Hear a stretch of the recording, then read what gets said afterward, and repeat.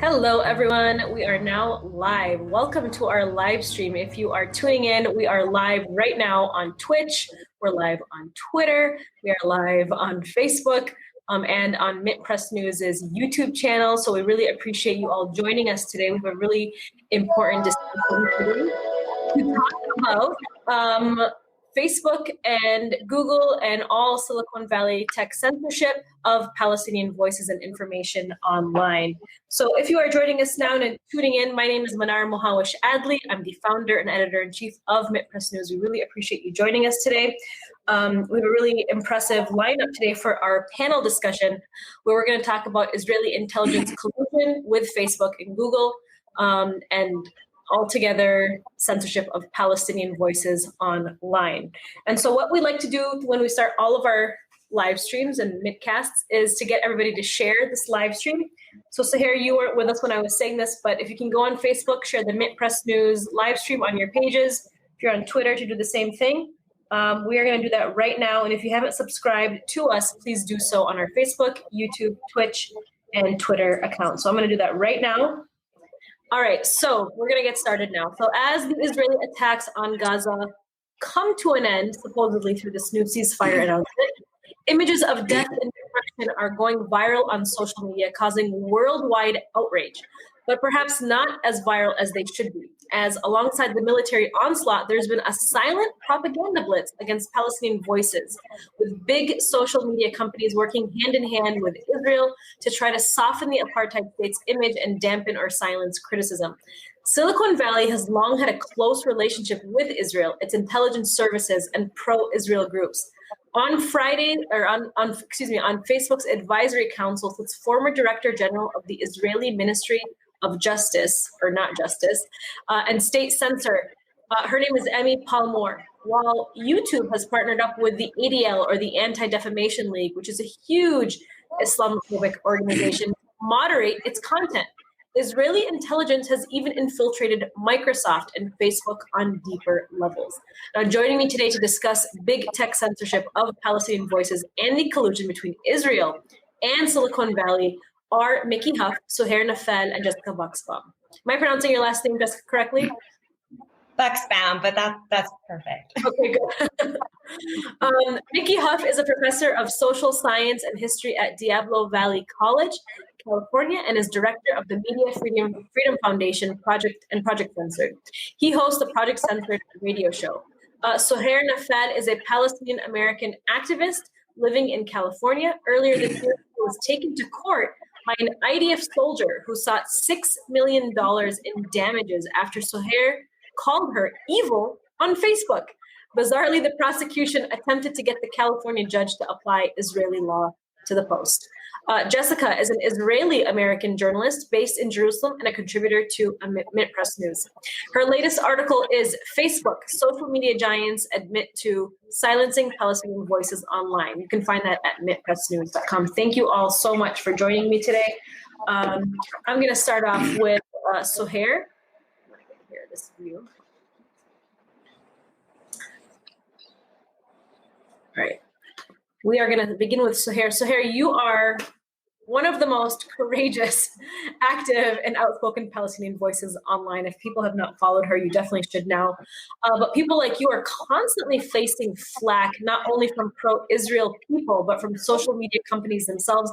Your Facebook page is constantly suspended, like so regularly, just like mine was earlier this week. Could you fill us in on the uphill battle Palestinians face when talking online?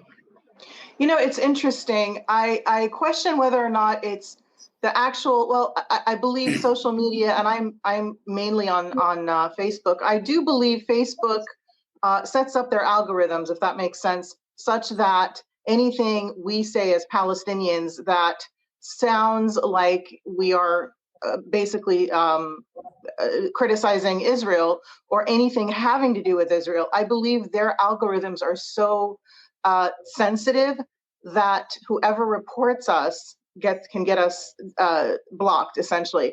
And I believe there's a group of God knows how many hundreds of thousands of folks who don't want to, they don't want to hear Israel being criticized that are reporting us. So I'm not sure if it's the the Facebook algorithms themselves or the Facebook algorithms being triggered by people reporting us. That's kind of what I'm a little unclear about. But yes, I believe I have people who watch my page and who literally comb through every comment I make, every post I post. I mean, it is a full-time job. They share my posts to try to get them taken down. They try to get me suspended 24/7. So I'm really watching everything I say. It's almost like I can only speak in PG-13 so that I don't trigger. Absolutely. And also all of my, co-social media activists as well. And that's what I encourage everybody. Just speak as though you are on a children's show so that you don't get blocked. So that's sort of what I've been dealing with. Well, and it's funny that you say that, because as censorship has taken this new face on it, and it's become so much more aggressive, we as activists and journalists have been finding ourselves having to self-censor what we're saying. We really think twice, 3 times, 4 times before we make that post, because we're like, oh my God, is this going to trigger my post to get flagged? Am I going to get canceled? Am I going to get censored? Is my page going to get taken down? It's a real problem because it really is an issue of self-censorship. And so here you mentioned the mass flagging. Both you and I, for me, it was really the first time, in a long time that this happened to me. But it sounds like there's these Hasbara, bots that are online, not bots, real people paid for by the state of Israel to mass flag Palestinian posts or anything that is that shows any sort of sympathy to Palestinian voices and their story. Mickey, are you surprised by what you hear from Suhair, or is this basically a common story? And what sort of relationships do social media tech giants have with the US and Israeli security states? Well, thank you so much, Manar. It's an honor to be here with you all and with our wonderful panelists. I'm afraid I'm not surprised by any of this. In fact, the reason Project Censored is a media watchdog group founded in 1976. We basically look at news that doesn't make the news and analyze why. So over the years, this has just been a recurring theme for us. We've had umpteen stories about Palestine, Palestinians, Israeli attacks on Palestine, Israeli violation of international law. I mean, if I was here, if I spent the next 45 minutes, I maybe wouldn't still be done with listing the number of stories and incidents and issues that the corporate press and the Western press just don't or won't cover. And if and when they do, it's very biased. There was a great piece by Gregory Shupak in Fairness and Accuracy in Reporting the other day that looked at the both sides ism and the false equivalency of the way that the corporate media handles the Israeli-Palestinian issues of apartheid. And they can't even usually bring themselves to use those kind of words because they historically have great impact, right? For anybody that has a memory. We do live in the United States of amnesia, as Gore Vidal would say. But it's really important to bring these issues to the forefront because there is a concerted effort to shape this narrative. There is an extraordinary effort both in front and on the front lines as well as behind the scenes, algorithmically. And we just heard allusions to that moments ago, where folks that are writing about these kind of sensitive issues and topics, because they definitely go against the powers that be, NATO, U.S. foreign policy. Get into that maybe in a second. We find ourselves in sort of like this minefield of censorship detection, right? That if you say the wrong word or say the wrong thing, it triggers something. Look, I'm talking to you, Manar Mahawish Adley. Mint Press News has been under attack again. Mint Press News has disappeared and come back again and again. Project Censored has been the subject of various online attacks because people just do not want to hear these kinds of narratives and stories. So we're up against, a real serious juggernaut of censorial control. And it's not necessarily the same as old-fashioned government censorship, although that clearly is going on here.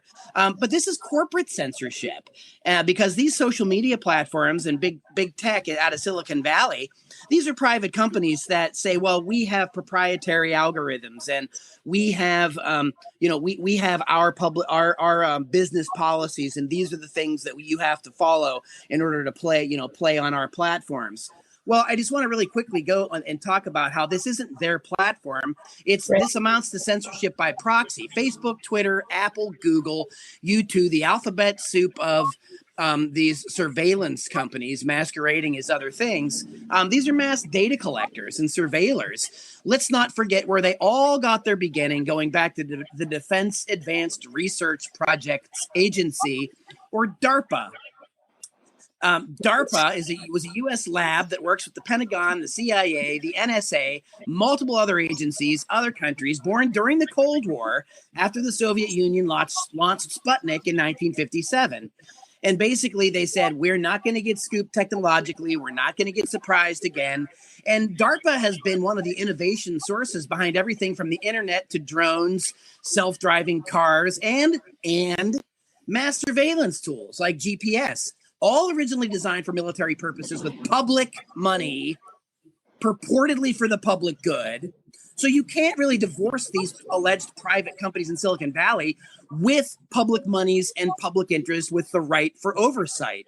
So when these companies say, well, the government can't censor, that's the First Amendment, but we can do what we want and we're curating information. Well, there goes Mickey's. And I want to very dangerous about the deplatforming that's going on and the cancel culture Watching us and that's going on. You cut out for like about 30 seconds there, Mickey. You cut out. Oh, sorry about that. I was rambling on about DARPA, right? And DARPA is, of course, the force behind a lot of this kind of censorship and surveillance. Censorship and surveillance go hand in hand. And just very quickly, I'll hand it off. I just wanted to point out something that we learned from Edward Snowden, right? The NSA whistleblower. And Snowden aptly put this, and again, that's why I'm going to kind of quote what he said. He said, Facebook's data policies are exploitative and resemble the work of a surveillance company. He said these companies were just as untrustworthy as the NSA. And on Twitter, he remarked a couple years ago, businesses that make money by collecting and selling detailed records of private lives were once plainly described as surveillance companies. Their rebranding as social media is the most successful deception since the Department of War became the Department of Defense. So just unpacking some of those things. When we talk about social media, this isn't just the place where you share your dinner with your aunt and uncle. It's a place where you're willingly sharing all kinds of information to then be manipulated algorithmically in terms of what you see, hear, and even say, and who gets to see it. So it's a real big problem, this kind of digital censorship. And I'm glad to see that more and more people are talking about it. Yeah, you and I just did that panel for the Real News Network, specifically about surveillance capitalism. And we talked about all of this in so much detail. So I'm glad that we have you on this panel today. Jessica, you recently investigated how social media tech giants like Facebook have been actively silencing Palestinian voices speaking up against the recent Israeli incursion and onslaught in Gaza. And they actually admitted to you that they were taking down posts. Can you talk to us about your report and what you found out? Yeah, definitely. So also thank you for this. This is great to be here with everyone. So they did say to me, technical errors, both Twitter and Facebook, blaming this on technical errors, saying that they're very sorry. Facebook, which owns Instagram, saying, we didn't mean for this to happen. Our intention was not to suppress Palestinian voices or Palestinian information online. But it's still going on, and it continues to go on. I wrote this report like a week ago or something. And just today, AMLA, the Arab Center for Development, Social Media, released a report today saying that they received from the 6th of May until the 19th of May, yesterday, 500 reports from users about, social media suppression of their information, suspending accounts, deactivated accounts, limited reach. This is still something that continues to happen even now. And there's so much, social media, especially Facebook. The Palestinians, especially here in Palestine, use Facebook so much to get out their voice and to get out their message. And they're not being able to do that, whether their accounts are being deactivated, their posts are being, flagged, associated with hate speech or violating community standards. Meanwhile, you have Zionist Israeli settlers here in Palestine organizing on WhatsApp, Telegram, these lynching mobs to go to cities in Palestine and organizing lynching mobs, actually doing hate speech, so they're not getting as much monitoring or moderation from these social media companies as a Palestinian who talks about anti-Zionism or who talks just about Israeli police violence that they're experiencing at Al-Aqsa. So, there's this huge discrepancy going on between the Israeli settlers and these violent Zionists versus just Palestinian activists online. Absolutely. I really like the point that you make that, the real anti-Semitism, the real racism, the real hate speech is being organized by these Israeli settlers who are organizing lynch mobs to go stab Palestinians, to go burn their houses down, to go kill Palestinian babies. That's the real violence. And yet Facebook is allowing that kind of content, but then monitoring the kind of content from Palestinians who are just posting what they're living through from these violent mobs and from the state of Israel and the apartheid and the occupation that they're living through. So that is yet a really great example of how social media giants are not working to create a place for the free flow of information, but to work in the interests of government, the US government, the US military machine, the weapons manufacturers like Raytheon, Lockheed Martin, and Boeing. Those are the companies with the bombs, the arms makers that are being dropped on the people of Gaza. And so that's where the interests lie for social media tech giants. Suhair, on your Facebook page, you recently called social media Israel's biggest existential threat. Could you explain the danger decentralized media plays to the government of Israel? While I find it absolutely, appalling that we are being censored to this extent and pretty much, backing everything you are all saying, I also find it interesting that the very tool that they are using to silence us has been the tool that we've been able to use to expose them. So yes, there has been ridiculous censorship, but also I give social media, Facebook, all the platforms so much credit for the major seismic shift that we just all experienced in terms of how much solidarity we have received, Palestinians have received within the past several weeks from mainstream media, actually, from celebrities, from hip hop artists, actors, politicians. And so I credit social media for bringing us to where we are now. Obviously, we still have a long road ahead and a heavy battle ahead, but social media is their biggest threat in addition to BDS. Social media is, what's the word I'm looking for? Nonviolent resistance. That's how I see it, just like BDS is.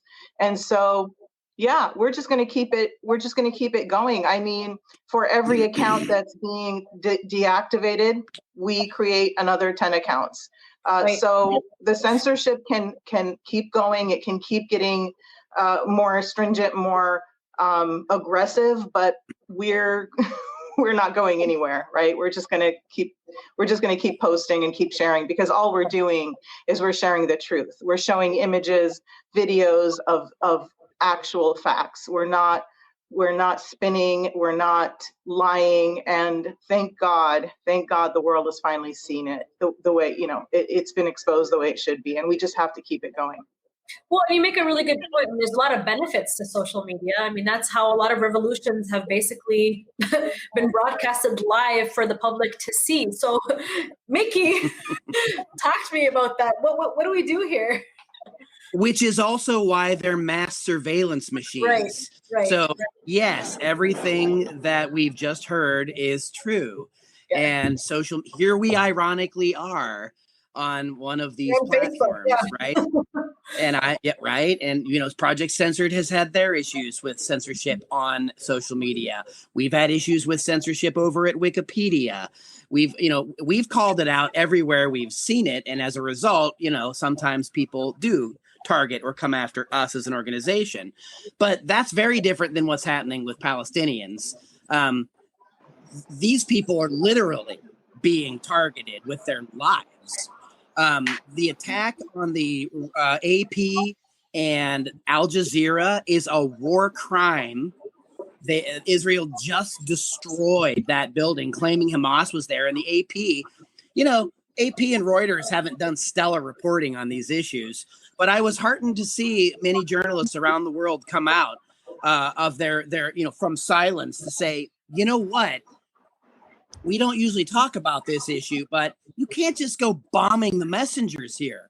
I mean, that was targeted deliberately to silence major platform voices in the region so that we have to rely on the ground to people telling the stories. And we know the corporate media don't go into Gaza and tell those stories. Abby Martin, Gaza Fights for Freedom, she had trouble even getting in. They tell their stories, but if there's no way to get the message out and they're suppressed on social media platforms, no one really can hear it to challenge the massive top-down propaganda that's been part of the steady U.S. narrative, NATO narrative, going back well over half a century.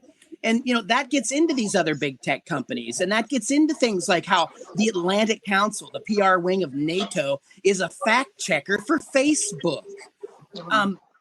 Take a look at who's on the boards of some of these places. Andy Roth and I wrote about this. Some of these people also work with companies like NewsGuard, right, that you've talked about, Manar, and Whitney Webb has talked about. And I know you wanted to talk about Election Guard a little bit. But just take a look at who's on the boards of these places just quickly. NewsGuard, for example, that gives news ratings. So Mint Press News gets a red flag, right? But CNN and Fox and everybody else, they're green lights. Those are great sources, according to NewsGuard. Well, who the hell is NewsGuard? Michael Hayden, who ran the CIA under George Bush. Leo Hendry from AT&T. Kate O'Sullivan, the manager for digital diplomacy at Microsoft. Members of NATO. Tom Ridge, the first Homeland Security Secretary. Like, these aren't neutral observers. These are shills from government, and these are shills for pro-Western NATO propaganda that is pro-Zionist, pro-Israel, anti-Palestinian, anti-human rights, and anybody that questions it or gets in their way gets steamrolled, censored, or gets labeled, right? Labeling and ad hominems are the worst. Guilt by association. It's almost impossible to have sober conversations about these subjects without being labeled an anti-Semite, without being labeled a terrorist, without being labeled some kind of pawn of Hamas. Where are the people labeling the Atlantic Council? Where are the people labeling DARPA? Where Yasha Levine, of course, Surveillance Valley. But where are those folks? So we have an incredibly skewed conversation here. Yes. Who's fact-checking the fact checker? I didn't mean to interrupt you, Mickey. I just wanted to make that point. No. I think the point is made, and that's really part of the problem with these narratives. Who is checking the fact checkers? Who does get to decide? You've got people at CNN between Stelter and Blitzer. They went over and were actually almost blaming reporters for being victims of the bombing of the AP building. And Blitzer has a past with AIPAC and the Israeli lobby. Right. Meanwhile, you got people like Mark Lamont Hill getting sacked at CNN, all because he bothered to mention that Palestinians are human beings. Michael Che on Saturday Night Live, on Weekend Update, the fake news satire program. He gives a joke nod that Palestinians are people and gets finger wagged and almost gets canceled in a week, right? That's how extraordinary this bias is in this country and in the West. And one last piece of the puzzle that I wanted to bring up that goes back more to the old legacy media, the BBC. And I was reminded of this the other day when I was talking to Abby Martin, who you just had on. John Pilger, the documentarian in the film The War You Don't See, If you haven't seen it, see it. It was the film you didn't see here because the alleged First Amendment group, the Landon Foundation, canceled its premiere over a decade ago. And they threw him under the bus. But in the movie, The War You Don't See, John Pilger was interviewing one of the editors at the BBC, right? And in that region, the BBC is considered some hallmark of great journalism. And I'm not saying they don't do good journalism. They do on occasion. But when it comes to Israel-Palestine, they're completely in the tank for Israel. And Pilger asked one of the editors at the BBC, said, why don't you tell any of the stories from inside Palestine?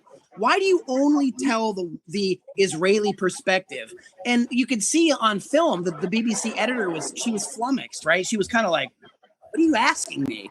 And he said, well, why don't you do a journalistic expose where you get other people's voices in Palestine? And she said, that's not our job. Let them get their own journalists to tell their own stories. Straight from the horse's mouth at the BBC. So, you don't need to see, critics. You don't need to go and read Electronic Intifada and Ali Abu Nima and Nora Barris Friedman, right, to see them finger wagging at the censors across the world. You can just go to the BBC and listen to their own editors tell you that they don't care about those perspectives. And that in and of itself is not journalism. It's propaganda, and it's costing people's lives.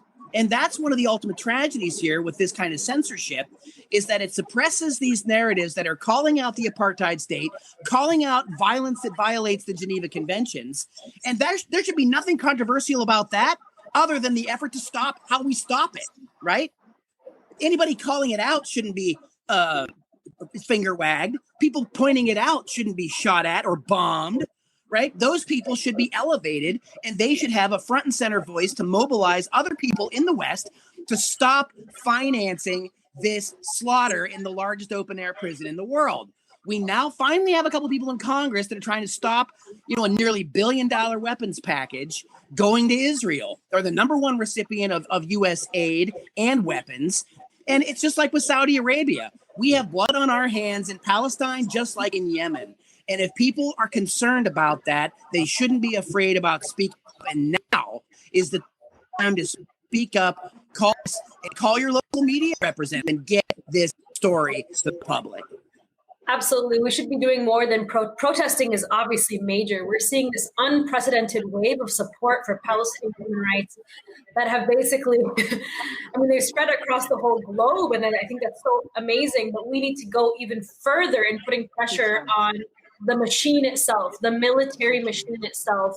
We need to be at the doors of Lockheed Martin. We have to be at the doors of the Atlantic Council, of Facebook, of Instagram. I really believe that we need to be there at their doors and putting pressure where pressure needs to be, and put pressure on influencers to talk about these issues as well.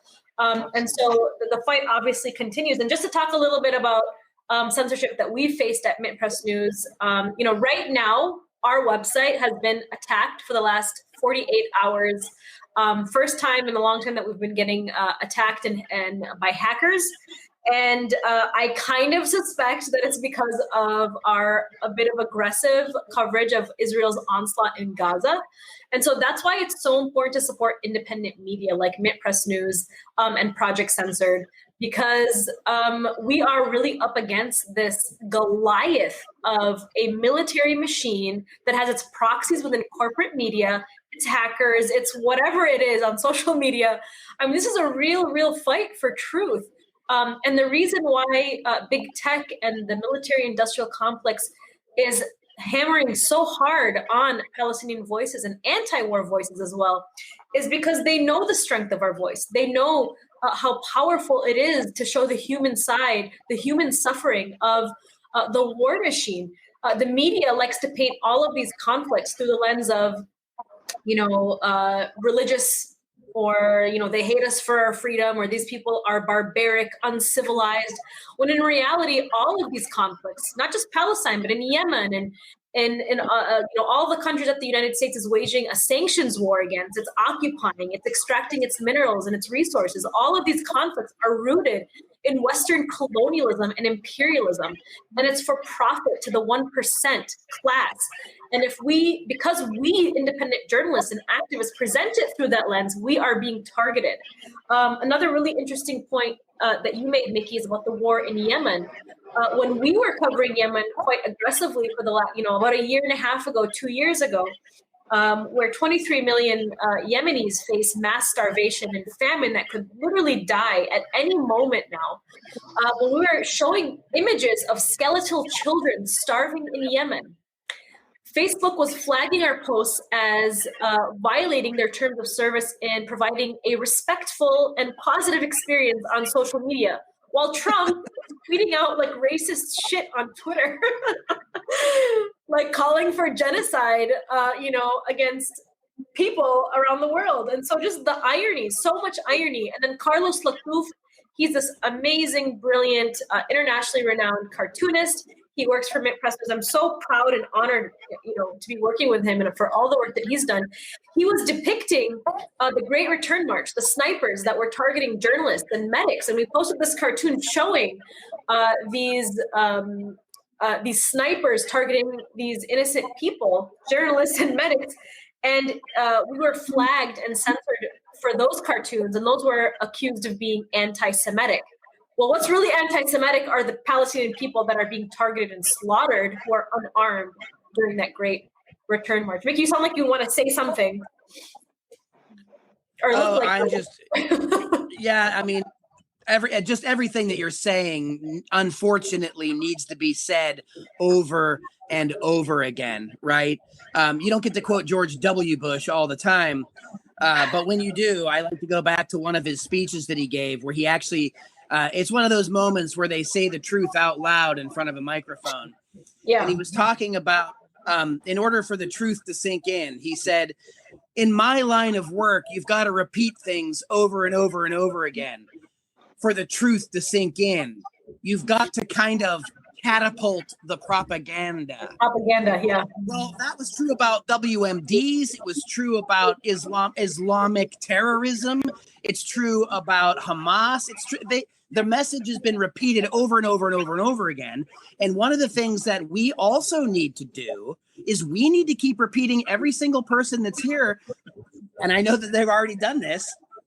You got to keep repeating it over and over and over again, as many places as possible. And that's why censorship and deplatforming and cancel culture online is so detrimental.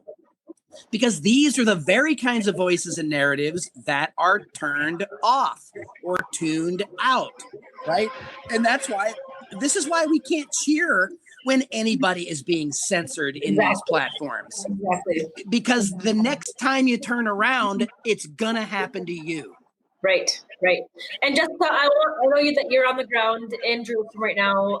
As the ceasefire was announced in the last, it was announced and taken into effect in the last 24 hours. But now we have Israeli police throwing stun grenades and tear gas at Palestinian worshippers at Al-Aqsa Mosque, where Palestinians are, for the first time since Ramadan ended, are actually finally trying to celebrate Eid al-Fitr. Can you tell me what you're seeing on the ground and how people are reacting there? Yeah, I mean, that was just breaking news maybe in the last few hours that the Israeli police are firing stun grenades, rubber bullets, attacking again. This happened during the last days of Ramadan, attacking Palestinian worshipers again, and attacking Palestinians who are celebrating or happy about that we have a ceasefire going on right now. And then I believe even tonight, so there are protests happening in Sheikh Jarrah constantly, all the time.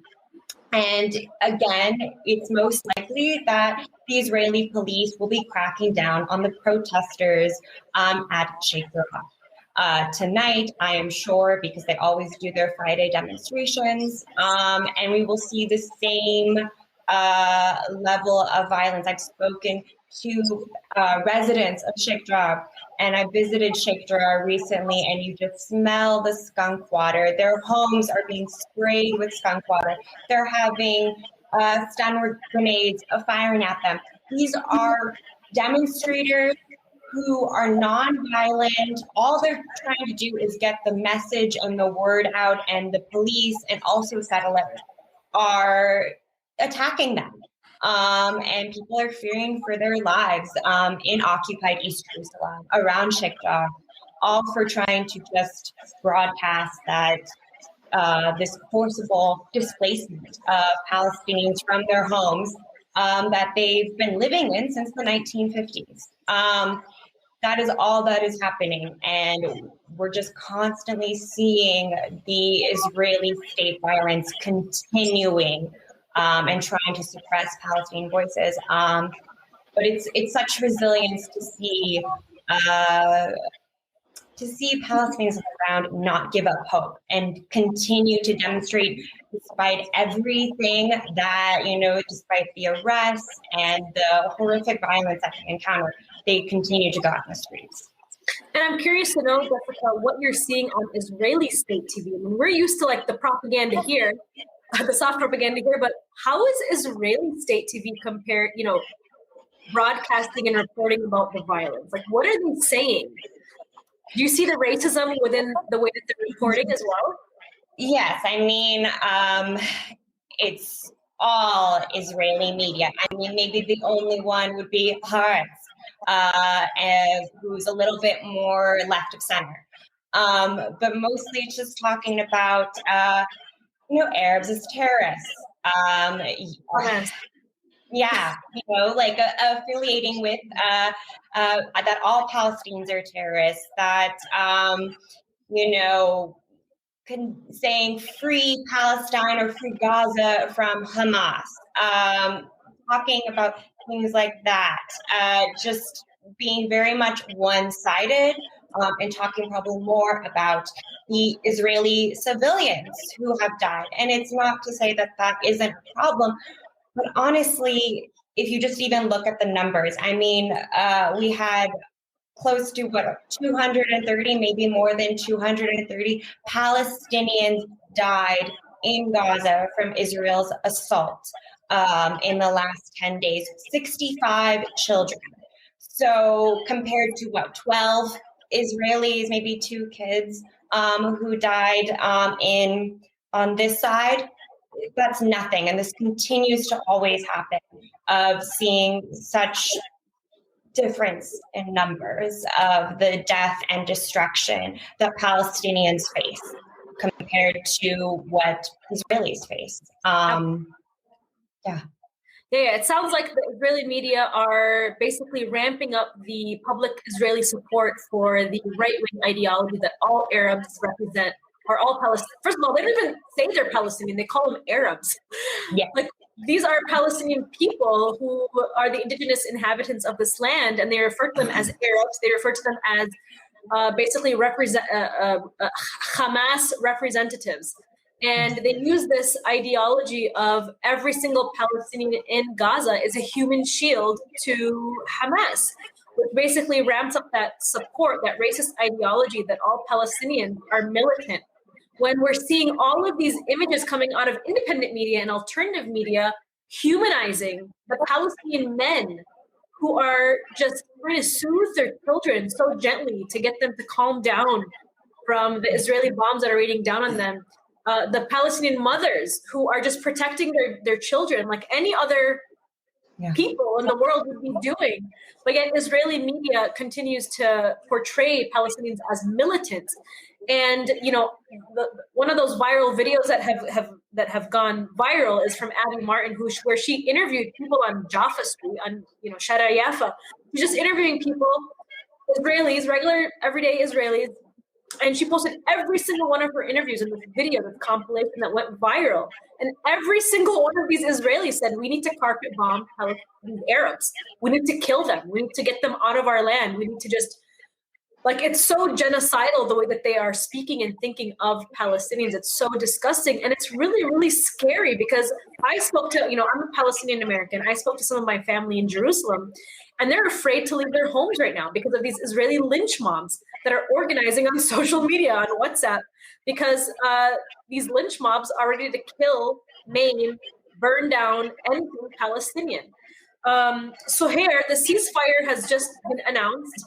Israeli police are already targeting worshippers in Al-Aqsa Mosque.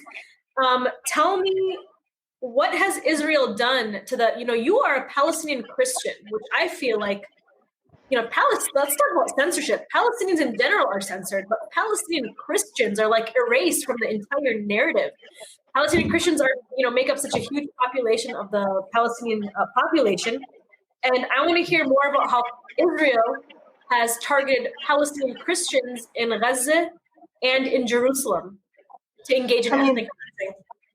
They see us all in the same lens. I mean, they don't care that there are Christians. We're still all terrorists to them, right? So, and yes, they don't want to allow, they'd rather not people like myself remind the world that we exist, that 20% of the 14 plus million Palestinians in the world are Christian.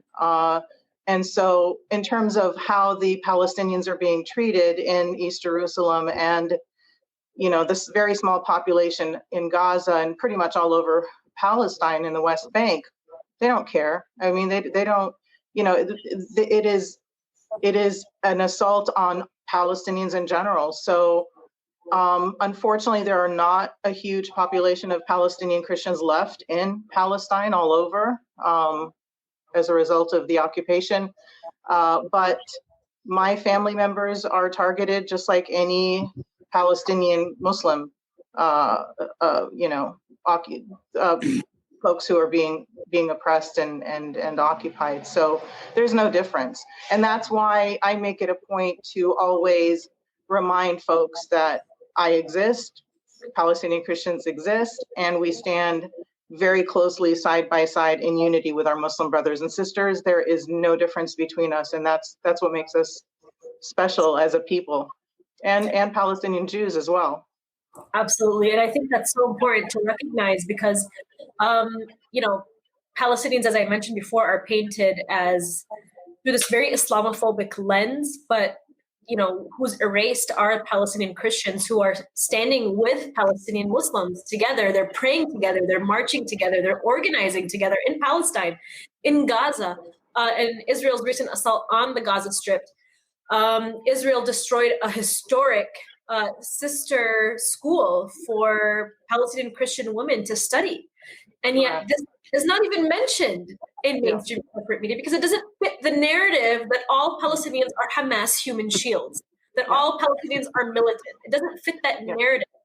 And then we see instances where Israel is using literal Palestinian Christians as human shields at the Bethlehem church where Jesus was born.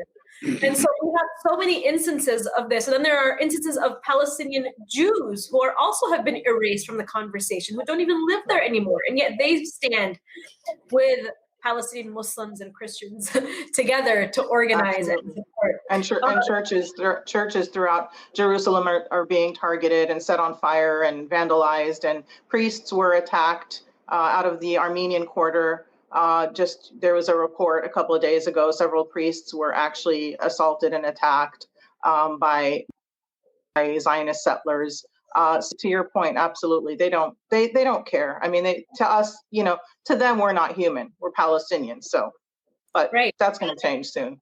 Absolutely, that's the power. That's the hope that I love. Yeah, we'll get there. We'll get there. I'm not worried about it. Mickey, I know that you have to go soon, so I just want to ask you, your final question. If you can talk about the media coverage when it comes to Palestinian Christians, in terms of like U.S. Christian support for Israel. Like it's so ironic because like Suhair, who's a Palestinian Christian, like her roots are directly tied to Jesus Christ, right? In comparison to the Christians anywhere else. Well, as we go back to the neoconservative ascendancy in the late 90s, right, through the Project for a New American Century and the George W. Bush illegitimate presidency of that whole period, where he wasn't elected either. Christian Zionism is a big thing in the West. I'm probably the only non-religious person maybe on the panel, more secular humanist. But from my vantage point, none of this should matter. whether you're a Palestinian Christian or whether you worship Martians or not at all. It's irrelevant to the question at hand. And that Absolutely. is, do human beings have the right to peaceably exist and live their lives under whatever philosophies and systems of belief that they so choose, so long as they're not harming other people? I mean, what happened to just this core fundamental human value? You know, and if you want to talk about religion, then you want to talk about the big three. Don't they all go back to the same place? Don't they all purportedly have some similar principles? Well, those get thrown to the wayside, and that's very unfortunate. And the corporate press in the West in particular, they never want to point that out. They always go to the negative bias. They always want to stoke flames of discontent. They always need an us-them mentality. Edward Said, of course, laid that out years ago. And so we get a cartoonish impression, really. Most people pay no attention to this stuff other than what flashes quickly on their phones or on the CNN or Fox or whatever brand of information they choose. I got an idea. How about you have a brand of information based on truth and transparent factual reporting? Let's start with that. And look, as soon as you start looking through a critical media literacy lens at this issue and the way the media covers Israel-Palestine, you can discover almost immediately the extraordinary bias, the extraordinary false equivalency, and the complicity of the Western press in war crimes. And I'm reminded again and again that in the Western press, even at Reuters and other places like AP, it's always a clash, a conflict. And we never really hear like, well, people are being killed. Well, you don't hear that 97% of the injuries being suffered in the last couple of weeks are all Palestinians. You don't hear the reality of it. And by the way, those people that are being killed wantonly in their homes, their families are trading each other's kids so that in case their house is wiped out, their whole family lineage doesn't get wiped out. By the way, they're hiding in these homes under bombs while many of them have no running or potable water. Many of them don't have electricity or internet for more than a few hours a day, if that. Why is that not reported in the Western press? Well, I'll tell you why, and it's exactly what we just discussed and what the other panelists have been saying. It humanizes people. And I'm saying this from the perspective that we have effectively dehumanized ourselves. And our media culture constantly does this. It constantly plays games with hierarchies and us and them narratives. And one of the big things that critical media literacy can do and help people understand the importance of social justice narratives is one of the ideas of equity. Who is being treated how? How does the media treat people as heroes or victims? Whose voice is heard and whose is not being heard? And look, in the case of what's happening in Palestine, there couldn't be a more textbook case of propaganda and demonization, all of which goes against Article 19 of the Declaration of Human Rights that was signed after World War II, after the scourge of the Nazis.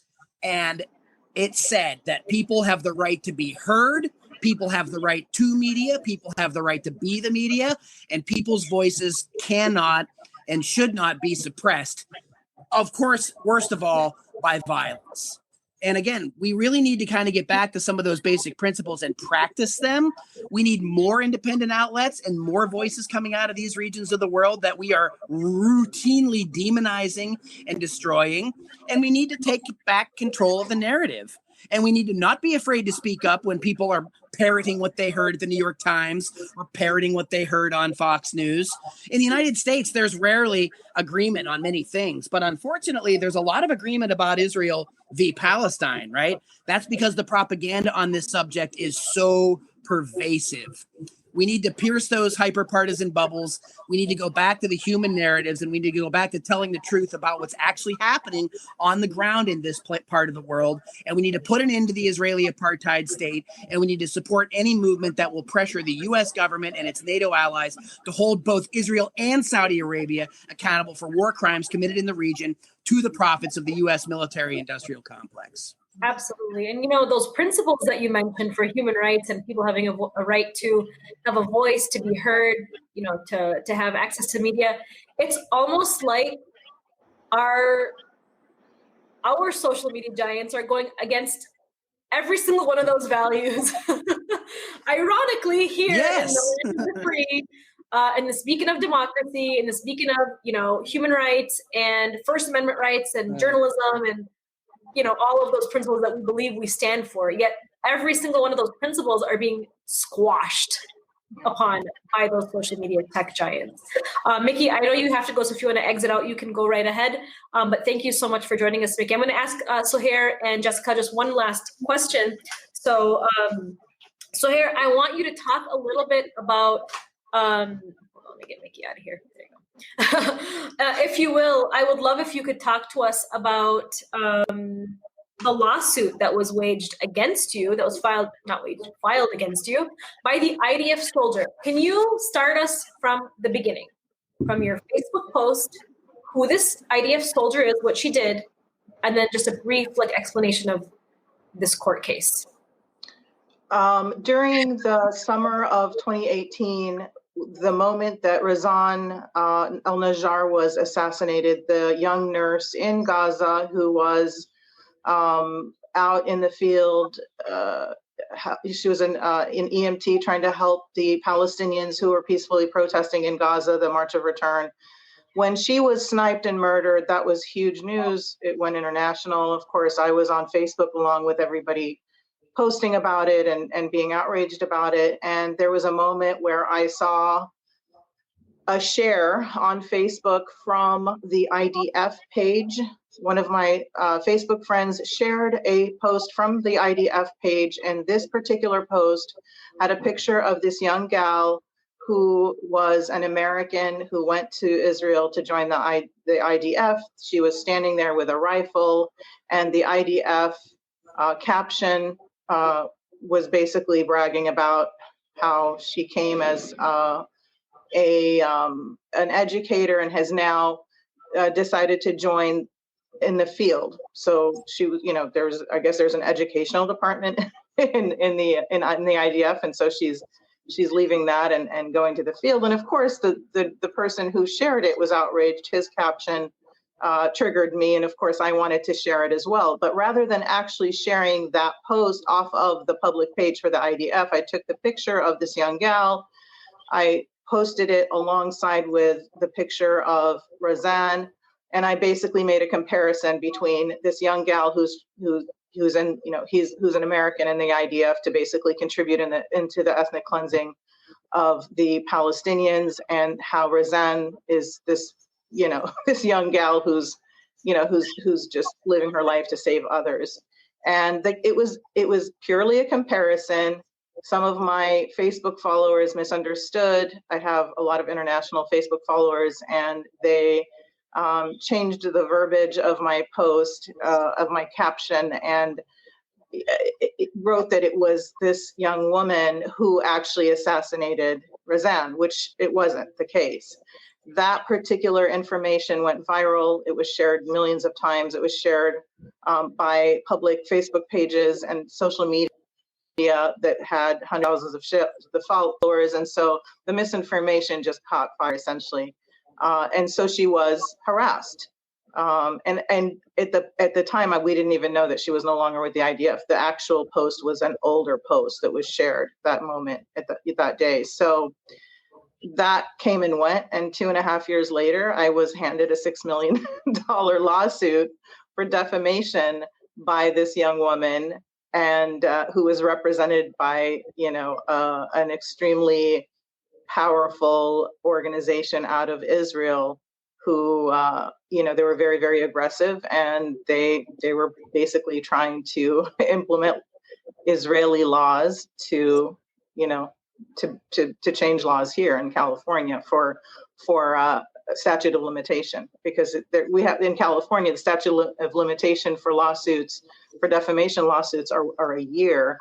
2.5 years later, that statute of limitation ran out. 1 and 2, they didn't have a case to begin with, but their statute of limitation is 7 years in Israel. So they're trying to implement and basically bully our our justice system here in California to change the statute of limitation for defamation from 1 year to 7 years and move forward on that. And of course, 6 months, it took 6 months for the judge to finally do obviously what any judge of sound mind would do, is he dismissed the case, and he also awarded me an anti-SLAPP motion, meaning they were punished for even bringing this this suit, and she is responsible for paying my legal fees. So it was a great victory, and it needed to happen. So I was going to say, that sounds like a victory for yourself and for Palestinian activists online. And it does sound like that judge was, level-headed and was not bullied, because I know that those groups that represent these IDF soldiers are bullies. They're really aggressive, and they extremely. They've got big egos, and they feel like they run the place. Right? Yeah, absolutely. And they're trying, actually, breaking news, they're filing for an appeal of. Oh gosh. Yeah, they made it. Yeah, they noticed, or they sent a notice for an appeal. So that'll be interesting to see. So yeah, they're just relentless, and they're desperate, and they know they're losing. They know that the narrative is no longer flying. Their story is no longer sticking, and so it's a process, and we're just going to keep fighting and pushing forward. So. Absolutely. Well, it does sound like they're relentless, and we obviously support you, Suhair, in your fight against this. One final question for Jessica. We hear a lot about censorship in the United States by these big tech social media giants, but in Palestine, Palestinians can't even wave a flag. They can't even post on Facebook. It's illegal for them to engage in activism online. Yet they do, and they continue, and they organize. But can you, Jessica, talk to me about what is legal and not legal for Palestinians to post on social media, and what are the consequences for Palestinians? Like, what have you seen and heard on the ground? I mean, so first off, just talking about not even online space. So, for instance, it is illegal to raise the Palestinian flag in Jerusalem. Most recently, when Christians going into the Old City for Easter celebrations, there were, I think, 1 or 2 people who were arrested for raising the Palestinian flag. So that is something that, happens just within the physical space. Online, I will say, it's just more that they will be targeted by, like we mentioned, the Israeli troll armies that we have online, many groups who just go and try and flag content by Palestinians. And then you also have the Israeli government. They have the Israeli cyber unit that I believe is part of the Ministry of Justice. Basically, one of their duties is to send just requests to Facebook saying this incites violence, this is inciting violence, or it's hate speech, it's anti-Semitism, using words just simply like the word Zionist and somehow hate speech, and getting their accounts deactivated, and their posts not having as much reach, just being considered somehow like a terrorist online for talking about Zionism. And they get arrested for this kind of activity online, right? They get arrested for this kind of activity, right? Like, does the Israeli military forms for these posts?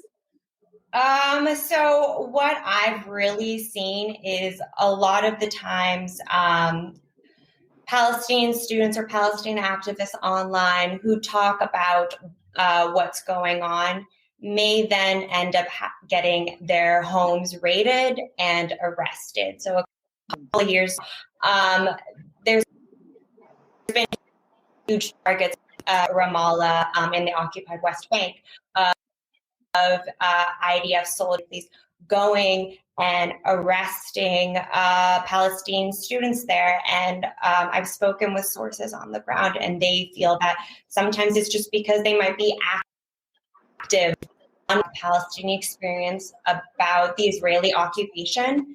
And then all of a sudden they are targeted by Israeli forces, arrested, and put into military detention. So, these sort of things happen a lot, and it's really, really just shocking. Talking about the occupation online can criminalize you, and you can be thrown in jail for doing that. Absolutely. And the former Director General of the Israeli Ministry of Justice and official state censor, and I don't know if I'm butchering this name or not, but it's Emmy Palmore. She has joined Facebook as an official censor. She joined Facebook's free speech advisory board, which is so ironic because she is actually responsible for censoring and purging Palestinian pages by the tens of thousands. That's a lot of pages and a lot of people to be purging from Facebook, but she was responsible for that. And now she sits on Facebook's free speech advisory board, I think it's called Free Speech Court, I think it is, which is obviously ironic. But I just want to thank you all for joining me today. This has been such an incredible conversation about Israeli intelligence infiltration within social media. Tech giants to censor Palestinian voices online. Suhair, Nafal, thank you so much. Jessica, thank you so much for joining me today. I learned so much from both of you and from Mickey Huff. He's the director of Project Censored. And for everybody that's watching this, help us beat social media algorithms. Mint Press website is currently under attack by hackers. So just another reason to put your support behind independent journalism and media and activists as well. So make sure to subscribe to our Twitch channel, our Facebook, our YouTube, and our Twitter. I think I have to list all of them every single time. But anyways, thank you all for joining us.